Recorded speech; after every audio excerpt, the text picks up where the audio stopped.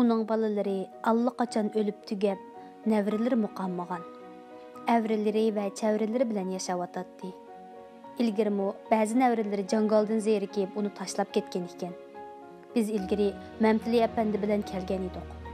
Uni yurtning cho'ngi ko'pni ko'rgan deb uningga salomga berishni qarzimiz deb bilganlikdan kelgan edik. Shu chaqda bovay yurtda o'tgan hayoti, balaliq, yigitlik davridagi sho'xliqlari haqida so'zlab berib bizni rosa kuldirgan edi. Uning deyishicha, u zamonlarda otishda bekli oz odam bor ekanmish. Odamlarning hammasi bir-biri bilan urug' tuqqan ekan, inoq yashaydi ekan. Keyin odamlar ko'payibdi. Tuqqanlar bir-biriga yotlashibdi. Hatto jidal majro qilib bir-birlarini o'ltiradiganmi bo'lishibdi. Ana shundaq vaziyatda bovay jangalni o'zlashtirib, shu yerda oilasi bilan birlikda o'm yashashqa, minglab avlod bo'lgandimi bir oila holatida qilishga niyat qilib bu yerga ko'chib kelgan ekan. Uning oila a'zolari qiz kelin, o'g'il kuyovlar bo'lib 100 dan eshib ekanmish. Shundan boshlab o'lim yetim bo'lib turibdi. Tug'ilish baribir o'limdan ko'p bo'lg'achqa texmi avush kerak bo'lsa-mu, bolalar, nevrilar ichida jangaldan ketish, an'anadan chetnish hodislari chiqqili turibdi. Bir zamonlarga kelib, xo'ja darvishlar bu yerni besib, xo'ja ishon mazorlari, xonqolari uchun vaqtli yer bo'lib berishga zo'rlab tayyor bo'lgan terilg'i yerdan bir mo'nchin egilyapti. Terib tayyor qilib bersa, hosulini ular elib ketadi ekan. Asli qabohat o'zining bolalarida ekan.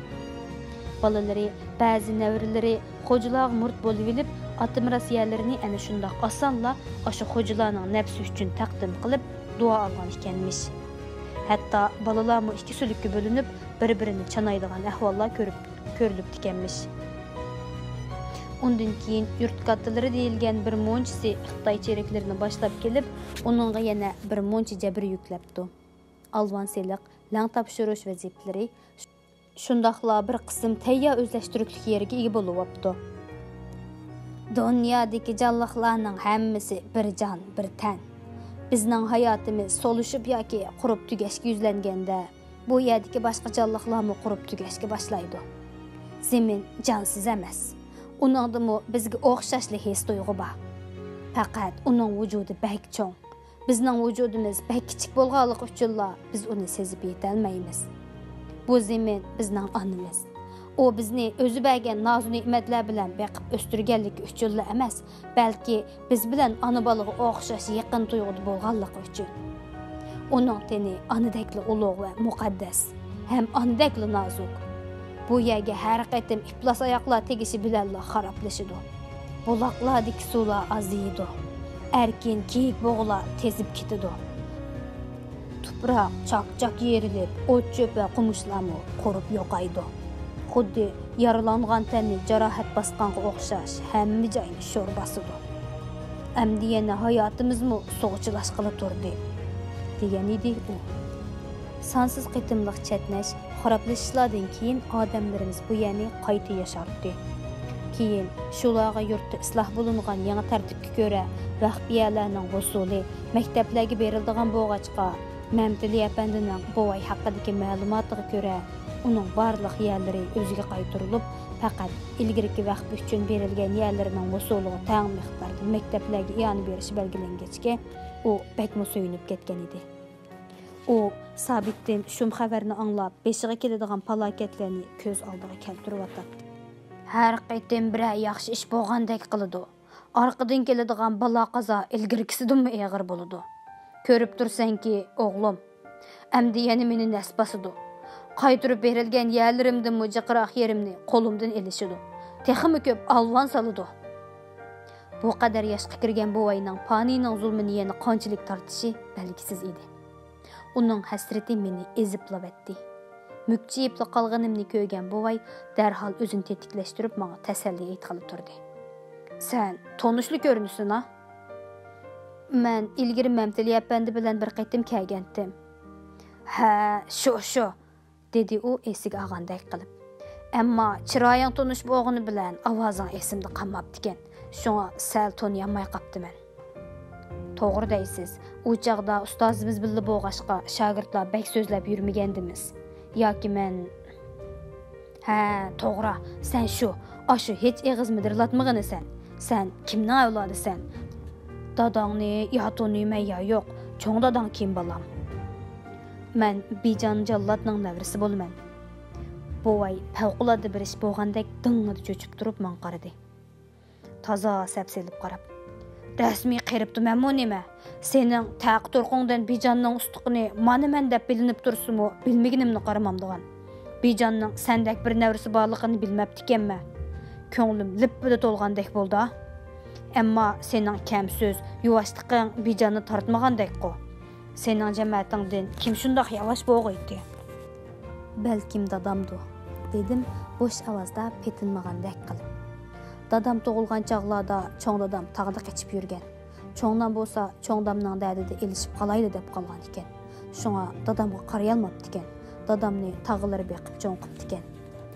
Ha, dedi u bir narsani esiga olgandek so'zibgina. Shundoqroq ishlar bo'lgan. Ayparizat xanim Bijandan keyinli jon bergan edi. U g'amkin holda shuklab ketib bir damdan keyin cho'ngdangni ayvon tog'dan kim elib tushganligini bilamsan? Yo'q, bilmayman. Yurtdagilarning hammasi beribdi ekanmish. Hey, qiziq haqda bu. U hayot chog'da qo'rqib yordam berishga petingan bir erkak chiqmagan-di. Uning ayvon tog'da etilganligini uqqan hamon butun yurtning erkak qolmay hömürlab berishdi. Tog'tik meytni zambilda yoki shuningdek bir narsani ko'tarib tushkili bo'lmay, shunga men o'zimni ikki bilkim ustiga olib ko'tarib tushgandim. Ondan sayga tushgandan keyin harvig'a soldik. Bu fursatda buvamning butun kechmish hikoyasini ko'chilab uningga so'zlatdim. Bu meni qiziqtirayotgan, ammo hech kim to'liqroq bilmaydigan mavzu edi. Keyin uning buvamdek bir odamni tog'dan o'zini ko'tarib tushalganligidan hayron bo'lib, uning shu yillardagi o'z kechmishini so'zlab berishni o'tindim. Meni qeridab askarlik olmaganti. Bo'lmasa Bijan bilan birga bo'ladimmikin?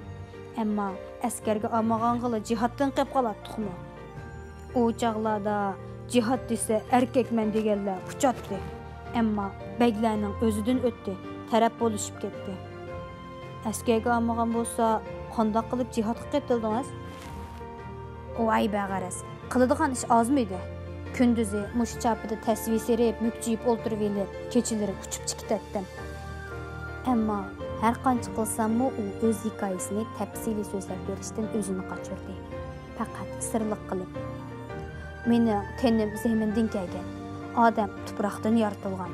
Shunga tug'ilgandan keyin yana hamma narsani zamindan elib cho'ngaydi. Shunga zamin bilan davomliq bog'lanib turdi. Mening ruhim Allohdan kelgan. Ya'ni Allohning o'z ruhidan to'lishi bilan hayotlikqa hosil bo'lgan odamni o'qishdiman. Shunga ruhim Alloh bilan davomliq bog'lanib turdi. Tenim zamindan ayrilsa, o'zimni shehidan ayrilgan guldek his qilaman. Nishonsiz, qarorsiz vujudim iztirob ichida qoladi. Ruhim Allohdan ayrilsa, poyansiz koinotda tegi yo'q qonga sho'ng'igandek qaytish yo'lini unutib qolgan o'smirdek qo'rqinch va esankirashishida hangning o'zimga noma'lum bo'lgan tegini kutaman, dedi u. Bu uning o'zining kechmishi haqidagi bayonimidi? Tafsilot so'zlamasdan balkim u to'g'ri qilayotgandir. Umidimni uzib, hamda kelishimdagi muddaam bo'lgan uning nasihat, maslahatlarini anglashga o'tdim. Hamda mening holim nima bo'lachongda deb so'rdim hasrat bilan. U mening ikki qo'limni ikki alqinda siqimdi velib turib, sening peshonangdan mendimi bak jafokashgan o'qilyotidi. Sening ko'rdig'ining ba. Hay, Bijan Jallatning avlodi.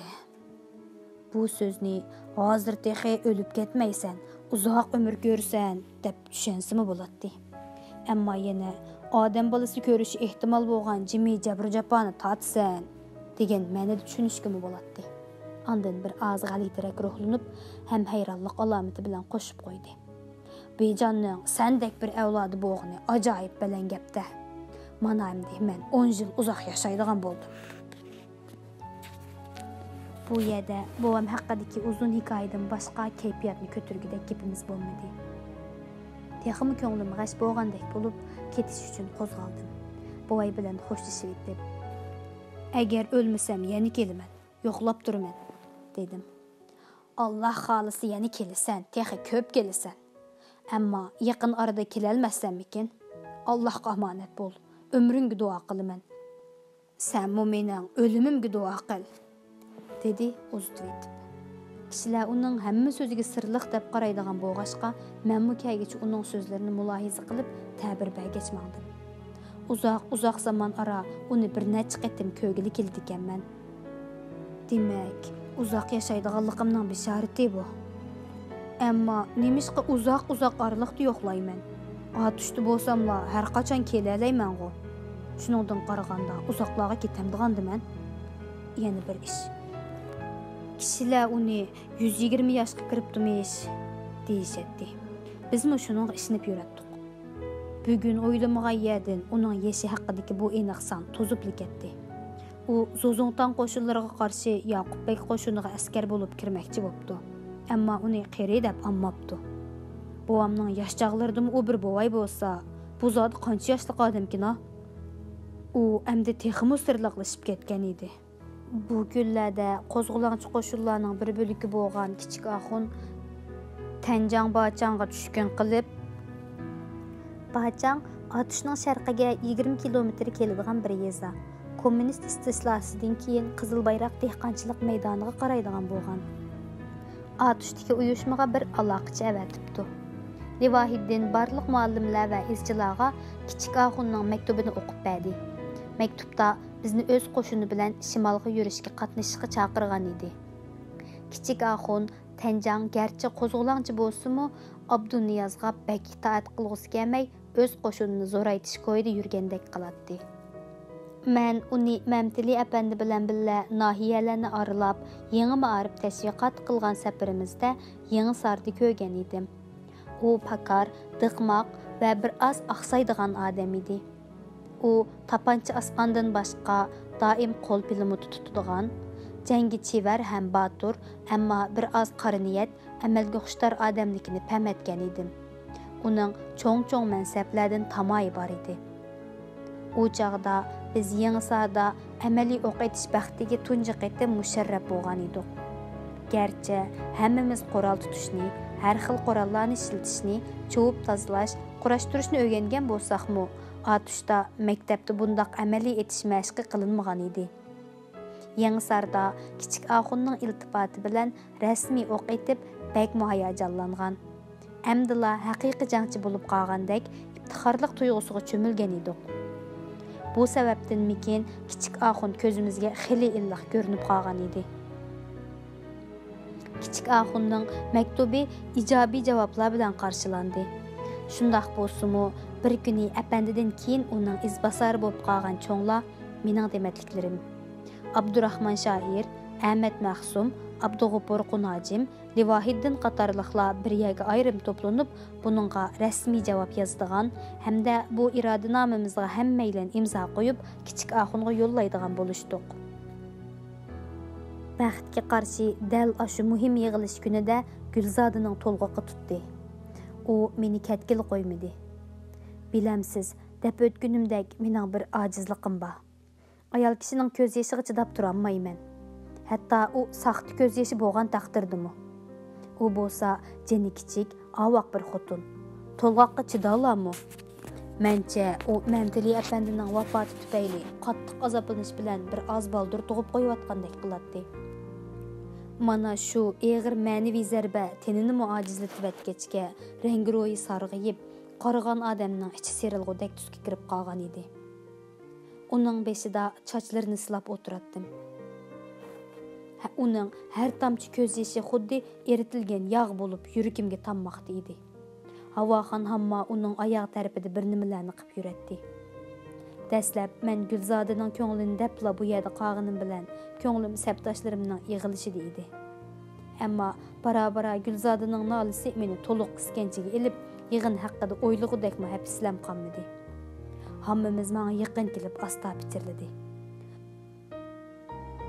To'g'ri tasgiladigandak qiladi.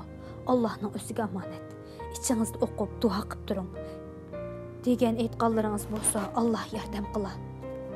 Bunimi ancha tushunib ketmabdi ekanman. Aslida qiyin tug'ut onalarning jinni oladigan ahvollar ko'p ekan.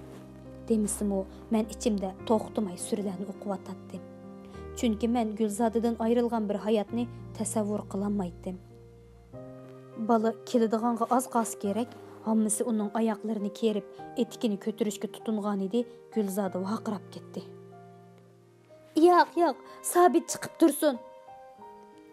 Voy xudoyim, ma balani. Mushunaq vaqtdimi eridan xijil bo'lib yurginni. Bo'lapti. Balam, dalanға chiqib turing, dedi hammasi.